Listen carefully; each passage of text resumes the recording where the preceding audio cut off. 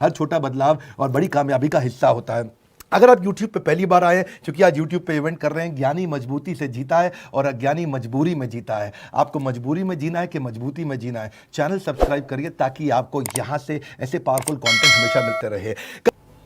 Product development, अब आपने सब कुछ समझ लिया, कस्टमर को भी समझ लिया, अपने आप को भी समझ लिया, फ्रीलांसिंग से बिजनेस की तरफ मूव कर रहे हो, प्रोडक्ट बनाना है आपको। इसको बोलते हैं मिनिमम वायबल बिजनेस प्रोडक्ट, एमवीबीपी।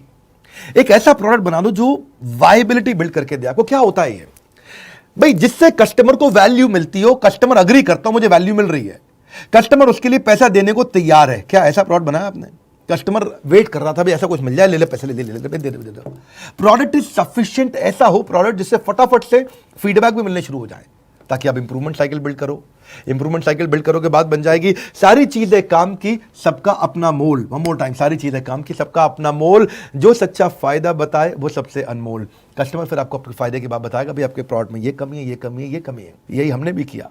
हमने जब आईबीसी बनाए 1000 आईबीसी को बोला शुरू में आप हमें सारी कमियां बताते जाओ, हम उसी से मॉडल इंप्रूव करेंगे।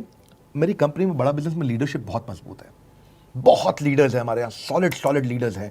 आईआईएम्स के ही बहुत लोग हैं हमारे साथ में। Top A grade management colleges से हमने लोग हायर किए हैं, लीडरशिप जो हमारी है।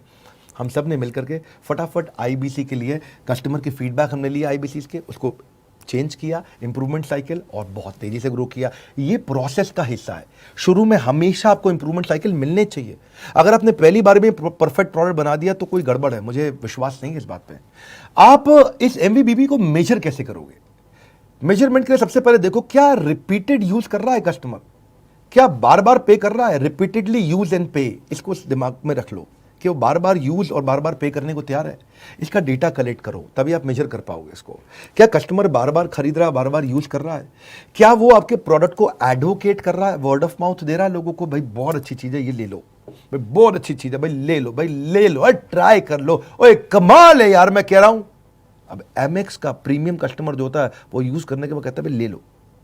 या विस्तारा, मैं एयरलाइंस यूज करता हूं, प्रमोशन नहीं कर रहा हूं उसका, कोई पैसा नहीं ले रहा हूं विस्तारा से, लेकिन प्रमोट करूंगा।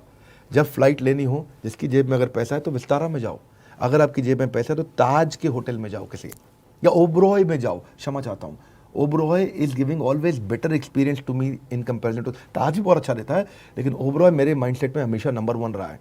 मैं जब ओबरॉय में गया हूं, इसको हम बोलते हैं D seeding of lemon wages. नींबू भी काट के देगा तो इतने प्यार से बीज निकाल देगा कि पता भी नहीं चलेगा कि नींबू में से चाकू डाल के बीज निकाला गया था। इतना डिटेल्ड ओरिएंटेड, इतना सर्विस ओरिएंटेड होते हैं।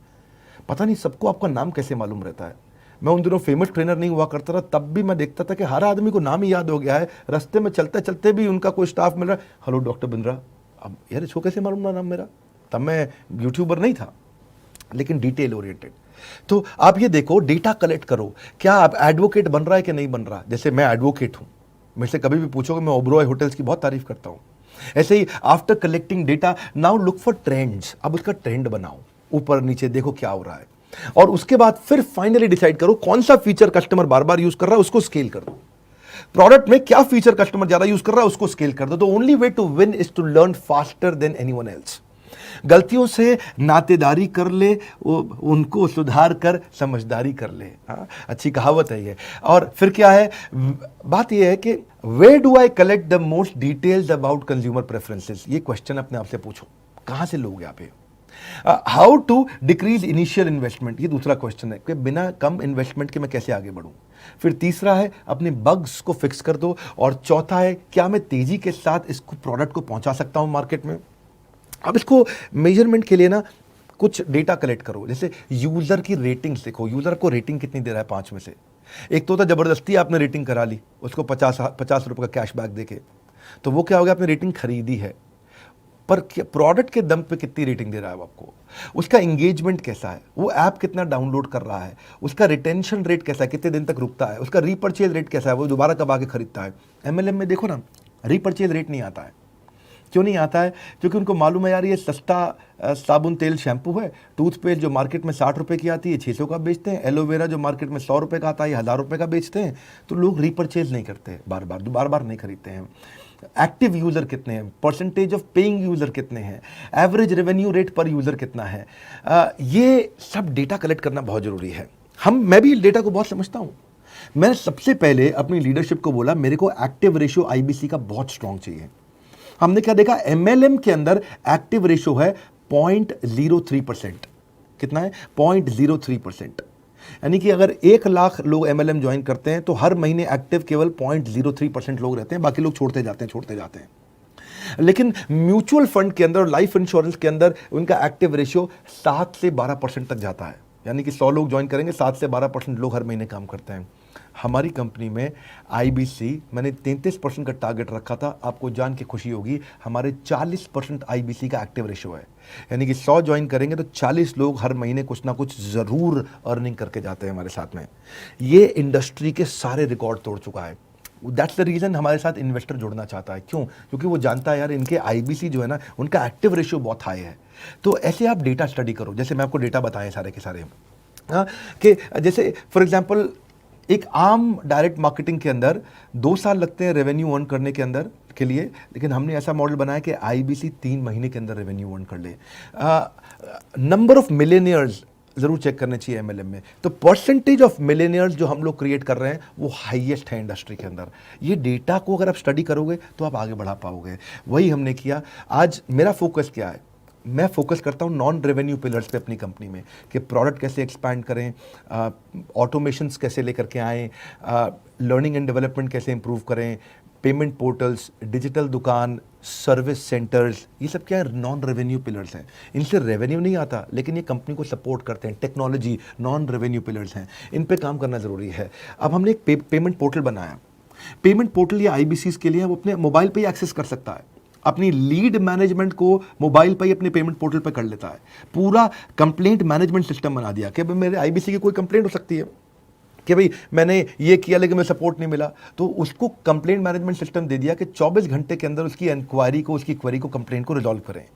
ऑटो एस्केलेट हो जाएगी वो टिकट, ऑटो एस्केलेट हो जाएगी कंप्लेंट। जैसे एग्जांपल मैनेजर के पास जा रही है, मैनेजर ने अगर 24 घंटे में रिजॉल्व नहीं किया तो मैनेजर के बॉस जनरल मैनेजर के स्क्रीन पे अपने आप फ्लैश होने लग जाएगा कि भाई तेरा जूनियर मैनेजर है, उसने इसको रिजॉल्व नहीं किया। इससे उसको, सामने वाले को भी, जो आईबीसी ने कंप्लेंट किया, उसको भी नोटिफिकेशन मिलता है। आप मेरी बात समझ रहे हैं? उसको नोटिफिकेशन मिल जाता है कि भाई ये रिजॉल्व हो रही है कि नहीं हो रही है। जितने एक्शंस लिए गए उसको पता चल जाएंगे। वो इजीली ट्रैक कर पाएगा, अपने मोबाइल पे ट्रैक कर लेगा, डेस्कटॉप पे ट्रैक कर लेगा। और अगर वो सेटिस्फाइड नहीं है तो री ओपन कर देगा उसी क्वेरी को कि भाई मैं सेटिस्फाइड नहीं हूं आपके आंसर से, और उसका फीडबैक कस्टमर सेटिस्फैक्शन टीम को चला जाएगा। तो ये क्या है, जैसे इसको हमने RIBCM का सपोर्ट दिया। RIBCM का रीजनल आईबीसी मैनेजर, वो रेवेन्यू जनरेट करने में, आईबीसी को कन्वर्जन करने में, इसकी डिजिटल दुकान में उसको सपोर्ट करता है। मार्केटिंग का सपोर्ट दिया, SMS, WhatsApp, email, brochure, digital campaign, marketing collateral, top performing IBC को हम वीडियोस भी देते हैं। ये डिजिटल दुकान, मैं आपको एक अपनी केस स्टडी बताता हूँ, मैंने और कहीं नहीं शेयर किया है, पर how to start a startup के वीडियो में शेयर करने जा रहा हूँ पहली बार। ये डिजिटल दुकान, हमने एक ऐसा काम किया, पूरी भारतवर्ष के अंदर किसी ने भी अपने नेटवर्क को अपनी डिजिटल दुकान बना के नहीं दी है। हम ही एकमात्र ऐसी कंपनी है कि हमने उसको एक माइक्रो वेबसाइट आईबीसी की पूरी बना के दी थी, उसकी डिजिटल आइडेंटिटी बना दी है, जिससे वो उसकी अपनी माइक्रो वेबसाइट पे सारे प्रोडक्ट्स, सारी ऑफर्स, सारी स्कीम उसको टाइमली वहीं मिल जाती हैं। उससे उसका स्पीड टू मार्केट बढ़ गया। आईबीसी हमारे यहाँ जैसे ही ज्वाइन करता है, ज्वाइन करते ही फट से मार्केट में पहुंच जाता है। स्पीड टू मार्केट, यानी कि ये नहीं कि 3 महीने लग जाएगा उसको ट्रेन होने में, वो पहले हफ्ते में ही ट्रेन होकर के धड़ धड़ काम शुरू कर देता है। क्यों? क्योंकि उसकी डिजिटल दुकान, उसकी ट्रेनिंग, उसका लर्निंग डेवलपमेंट, उसका पेमेंट ऑटोमेशन सब वहीं से हो गया है, और वो खुद ही कंट्रोल कर सकता है अपनी वेबसाइट को, और अपनी सारी अनलिमिटेड लीड्स को वहीं पर टैग कर लेगा। बात सिंपल है, कठिन परिस्थितियों की ऐसी की तैसी, enquire now to join IBC. आप करना बात, इसके बारे में ज़रूर पता करना। अगर कोई और स्टार्टअप समझ में ना आए तो ये स्टार्टअप है जिसको आप अटेंड कर सकते हैं, पर यूट्यूब पे वीडियो ज़रूर देखते रहिए ताकि लर्निंग बढ़े। अगर आप 1000 बार भी असफल हुए हैं, एक बार और प्रयास करो, सब्सक्राइब करो और वीडियो को, चैनल को और शेयर करते रहो उन वीडियोज़ को। जैसे